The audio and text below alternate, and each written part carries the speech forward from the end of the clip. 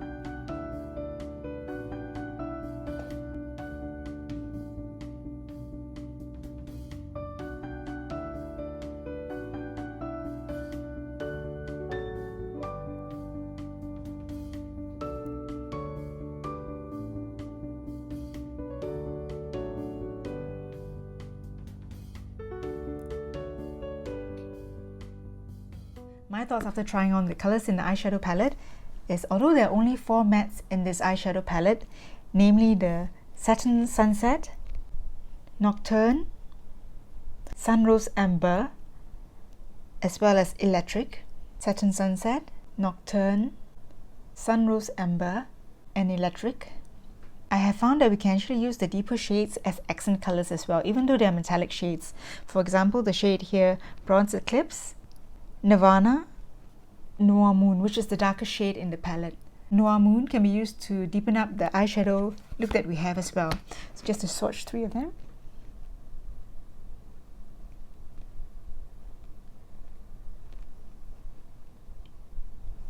And for this eyeshadow palette, there are really a lot of colours, and I actually found it easier to use less colours in one look. For example, up to a maximum of 3 shades. So can you imagine, for the number of shades inside here, we can actually come up with quite a lot of different looks by using just 2 shades or 3 shades. And my favourite shade in this eyeshadow palette is Lunar Haze. I was actually surprised because it looks very muted and light when I saw the palette, but when I put it on my eye and when I tried it, I realised it's a very attractive and bright colour, which brightened up my eye look as well.